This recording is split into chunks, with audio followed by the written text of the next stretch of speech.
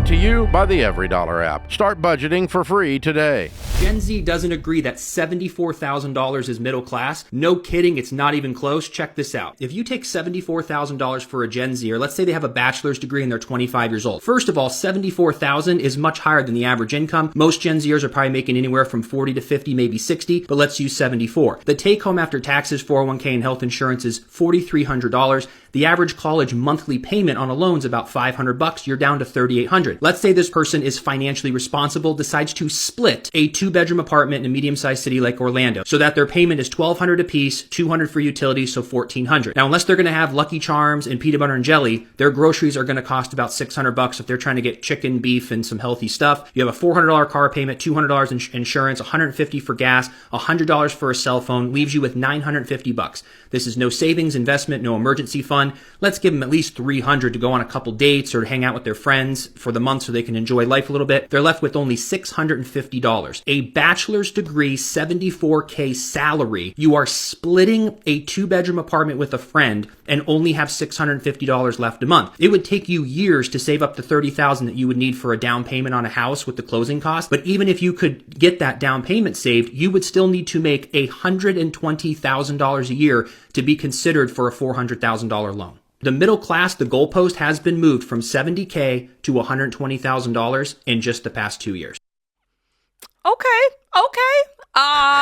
I got some thoughts, Rachel Cruz. I do too. You go, Jade. Number one, when my guy said only $650 left, there were a couple of things that are screaming at me. A, only $650 left. I think that if you're just starting out, you're in your 20s, I'm like, yeah, that if ain't you're bad. 22 years old and you have $650,000 left over. Come on, somebody. Number I think we're two, doing pretty good. That's good. Then I'm like, okay, I'm just getting into $300 on fun money. Again, that's a lot of money. Like, that ain't bad. Can I be 100% real talk? Yeah, go. On my budget right now, yeah, where it says Jade Fun Money, it's $300. And I'm telling you, I make more than $74,000 a year. So, okay. Okay, and then, then add in, which is normal, I get, but what if you decided to get an extra job and pay off this debt? You would free up a car payment. $400. And free up $500 student loans. That's $900. $600 for groceries for a single person. I think you can do it at $500. So that's an extra $100 that you take out. So there's an extra $1,000. So that's really $1,600 extra. Yeah. I think we're okay. I think this is an expectation conversation. Yes. And we're not going to make $74,000 forever, ever, amen. No. Or $40,000 forever and ever, and amen, or whatever it is, right? As you get older and you work, you will be making more money over your lifetime. That is true. This really rubbed me the wrong way, Rachel. I think that, like what you said, this is all expectation, and it's kind of tunnel vision and getting caught in the now. You know, it's like you're looking at everything that you're seeing on social media and you're creating this bar of what you should have. You're even looking at maybe what friends and family members have. Like, so many people, they come out of their parents' house and you've been living in this environment where there's nicer cars, the home is larger, and you immediately kind of feel like, oh yeah, I'm supposed to have that too. And I'm like, listen, these things take time. It took time for our parents to get where they are, if that's what you're comparing it to. Yeah. And we'll say this. I'll say this. Number one, has life changed? Yeah. Over time? Yes, absolutely. Is stuff more expensive? Real estate being one? Yes. Like we are not denying that. Of course. It is. It is more expensive. But the problem I have with it is honest. It's kind of his attitude of like, oh, Mark, versus saying, well, I have $650. What can I do now to better my life with that? What do we? You know what I mean? There's an attitude shift as well of how you view this. You can view it like Eeyore, or you can view it like this is an opportunity. So what am I going to do? What am I going to do different? How am I going to pay off debt so I can free up an extra $1,000 a month? Yes. What's my opportunity here to do? What if I invested $300 of the $350 every month from 22 to, run those numbers, like find the opportunity in it. I agree. Versus this like, well, you're all screwed. We're all just screwed. I don't know what we're going to do, and you're just like, oh my gosh. Like, yeah, they're approaching it from the wrong angle. It's just like, that drives me crazy. I agree. It's like, oh, must be nice. Like you're looking at it and like you said, he's And $650. That's a lot of money. Oh, that's where I'm like, Listen, I'm standing on business. That's $650 is a lot of money. And here's real talk. What we do on the show is talk to real people every single day for 3 hours a day. People are in the red. They don't have $650 left over. So, and that's what I'm saying. The mindset. If it's almost like he's solving the wrong problem or focusing on the wrong thing, and not just him, because he's speaking for totally. hundreds and thousands and maybe millions of people who feel this way. But if you're, like you said, if you're looking at $650, that's not enough. And you're looking at $400 and he's not addressing that, and he's not addressing the student loan. It's just, this is the way it is. There's nothing that's going to change.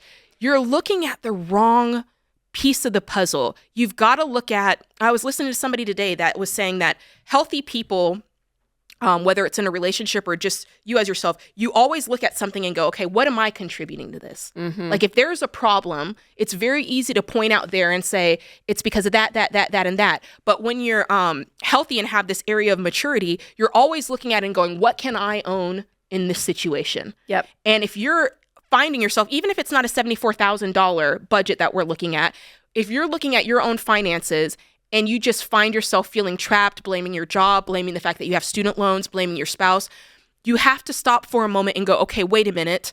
What am I contributing to this situation? Because here's the guarantee. If there is something that you're complaining about in life, I don't care what it is. At this point, I'm beyond money. If there's something that you're complaining about, I guarantee, I bet your bottom dollar, there's something that you are doing that's contributing, even if it's slightly, that you can tweak to make your situation better. And if you start to turn the dial up on that and start focusing on that, that's going to point to another thing that you can change. And you start focusing on that, and that points to another thing. So it really goes back to that idea of whatever you're looking for, that's what you find. So if you're looking for problems, all you find is problems. That's right. If you look for solutions, you're going to start to see, even if it's so small, like Rachel, you just went through all of this. Like, okay, like what would happen if you paid off your car? What would happen if you paid off your student loan? What would happen? And start asking yourself those questions. What can you contribute? Listen, it's a whole different equation at that point. I know. And I do wonder, you mentioned it earlier, but expectations. And this is something I always wrestle with. And it almost could be just subconscious of what we just naturally expect in our world, because we're so exposed to everyone's lifestyle. I mean, whether it's like reality TV or social media, Instagram, TikTok, like you see into people's lives more than any other time in history. Yeah. And you start to see a glimpse and you start to expect what you see. You become numb to it almost. Yes. And it's like, oh, this is normal.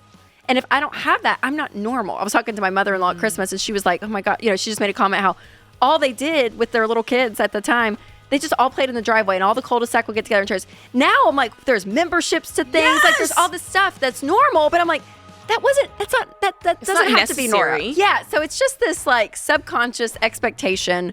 We have to reevaluate all the time. And I think it's really important to keep us grounded in it, because you can just float off into this world, spend a lot of money that's unnecessary, and complain and do a TikTok video. That's a word, Rachel. That's a word right there.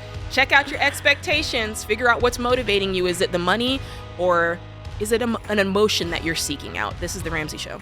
Create your free every dollar budget today, the simplest way to budget for your life.